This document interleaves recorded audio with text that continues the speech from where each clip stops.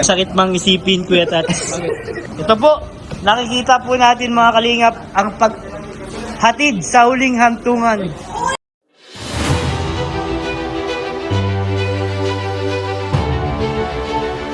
Okay guys, isa na muli mapagpalang umaga, tanghali, gabi po sa inyo lahat. Sana po ang lahat ay nasa mabuting kalagayan at ligtas po sa anumang kapahamakan. Sana po kayo dako ng mundo naroroon. Ako po muli ang inyong lingkod, Maestro 21 TV, at sa ating video mga kalingap, tayo muli po ay magbibigay ng ating panibagong reaction tungkol nga po dito sa pinag-uusapan na biro daw ni Kalingap David. Okay? So sa ilan po at nating mga kasamahang mga reactors ay na-content na po nila ito at nakapagbigay na po sila ng kanila pong mga reaction, mga komento, kuro-kuro at opinion tungkol po nga rito sa pagbibiro po na wala po sa pagbibiro, na wala po sa anong tawag po diyan, wala sa lugar. Okay? Alam niyo mga kalingap, itong si Kalingap David, isa po ito sa mga kalingap partners na talaga namang pong nakakakitaan po natin ng hindi magandang bibig o hindi magandang bunganga ng mga kalingap. So mga komento po niya ay hindi po siya, insensitive po siya sa kanya pong mga nagiging pahayag, sa nagiging komento po niya. Kung maalala po natin mga kalingap, ay may mga komento rin po siya sa mga love team na hindi kaaya-aya at hindi katanggap-tanggap ng ating mga netizens o ang ating pong mga supporters. Tapos pagka siya po ay nasisita mga kalingap, ay para bagang may ugali siya na walang pakialam sa mundo. Hindi niya pinapakinggan kung ano po yung komento, ano yung sinasabi ng kanya pong kapwa tungkol po sa kanya pong pag-uugali o tungkol po sa kanyang sinasabi. So, itong si David talaga ay matalas ang kanyang dila. Okay? So, yan po yung ating paksa ngayong araw na ito mga kalinga. Pero bago po yan, tayo muna po ay magbibigay po guys sa ama at founder po ng Kalingap, Kuya Bal Santos Matubang. At tangkilikin po natin Ate Edna Vlog, Kalingap Rob. At kung bagong silip lang po kayo sa ating munting channel, sana po ay inyo rin pong tangkilikin sa pamamagitan po ng pagbibigay nyo ng like, share, and subscribe. At tuloy pindutin na rin po ang notification bell at nang sa ganon, tayo pa rin po ay magkita-kita at magsama-sama sa susunod pa pong mga reaction videos na ating gagawin. Likewise, mega love shout out sa ating mga kasamahan po dyan sa Karepa, Kalingap Reactor Partners. Sa pamumuno po yan siyempre ng ating presidente, Javier De Leon, aka Birador. At tangkilikin din po natin mga kalingap ang ating mga kalingap partners, lalo na po yung mga charity vloggers na nariyan po sa iba't ibang kalingap landing pad na meron po tayo sa ating bansa. Okay?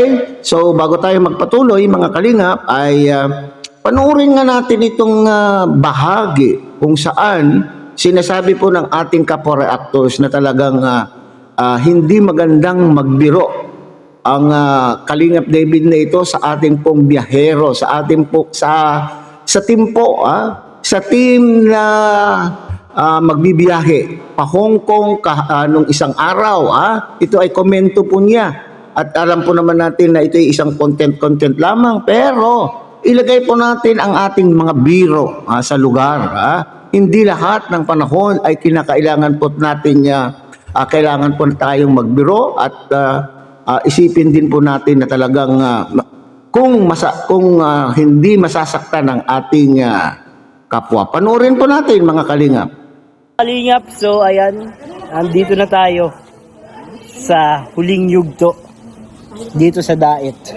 Grabe naman yung huling yugto. At tayo po ay magpapaalam na. Ayaw ko man itong gawin. Bakit? Ayaw ko naman itong mangyari.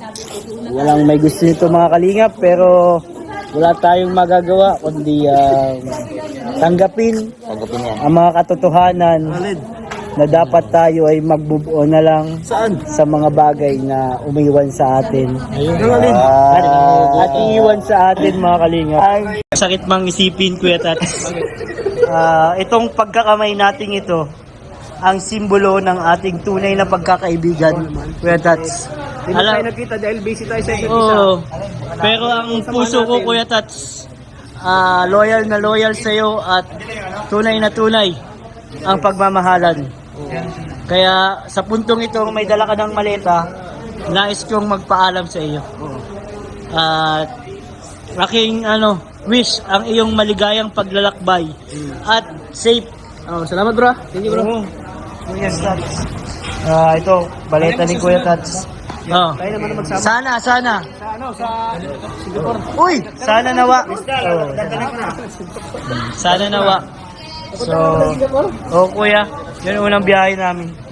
Ito po, nakikita po natin mga kalingap ang paghatid sa huling hantungan ng maleta sa papunta sa sasakyan. Papunta nga sa sasakyan. Tama yun. Tama. Papunta sa sasakyan. Ito po ang maming mga huling litrato ni Kalingap Edu. Grabe naman yung huling litrato. Ha? Sama po ako sa puso niyo po. Huwag naman yung huling litrato. Hindi, bago umalis. Bago malis ka. Patapusin mo kasi ako, bro. Ba't ba hindi mo ako pinapatapos? Sorry na. Na-miss ko salita eh. Huwag mo akong papangunahan, bro. Sorry. Ito po, ang mga huling sandali namin ni Kalingap Edu. Bro. Dito sa Dait. Wala pa hiwati dyan ha. Wala po, wala. Ito po ay, meron, ito po ay pahiwatig ng pagmamahal ng tunay na kaibigan. Pero mabalik, kikita ba Oh, So yun mga kalingap, alam ko, para sa akin, biro at biro.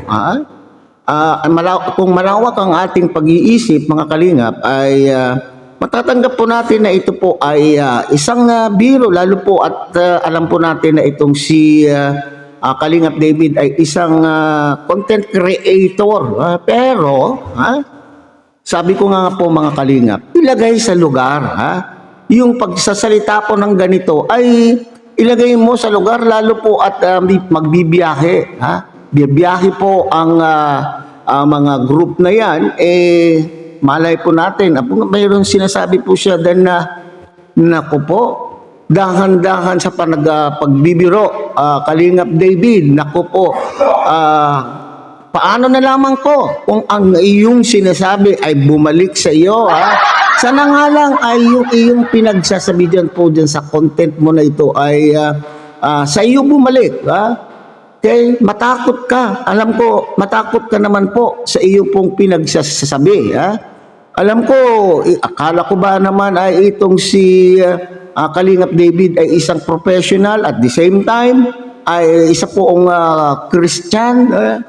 So, Christian ay dapat alam po niya kung saan po siya lulugar. Hindi lang po yung basta biro ng biro, lahat na lang po ng bagay ay ginagawang biro.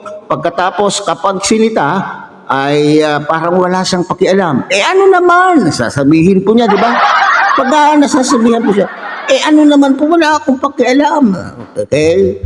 So, sana ay iwas-iwasan po ito ni Kalingap David at nakakasira po ito sa kanya bilang isang professional at bilang isang Christian. Alam po natin, Christian daw po itong si Kalingap David, pero hindi niya iniisip kung paano siya magsalita sa kanya pong kapwa. Di baling siya po ay makapanakit, basta siya po ay nagbiro. Hindi lahat po ng bagay hindi lahat ng panahon ay pwede tayong magbiro. Sabi ko nga, paano na lamang po kung yung sinasabi, yung mga pinagsasabi mo po dyan, yung ginawang-gawa mo po dyan sa vlog na yan ay bumalik sa iyo. Sana nga lang ay bumalik na sa iyo. Sasabihin mo pa, ito na yung huling larawan namin ni Kalingap Edu. Sana yan na po yung talagang hindi kasali sa Kalingap Edu. Na mawala. Sana ikaw na yung mapunas dyan sa literato na yan. Hindi po mga Kalingap. Huwag na natin idamay po si Kalingap Edu na mapupunas sa larawan na yan. Sana ikaw na lang ang mawala sa huling larawan mo na yan. At nang sa ganun, wala na tayong marinig pa pong mga ganitong sinasabi mo. So hanggang dito na lamang po tayo mga kalingap. Muli tangkilikin po natin Kuya Bal Santos Matubang, Ate Edna Vlog, Kalingap Rab.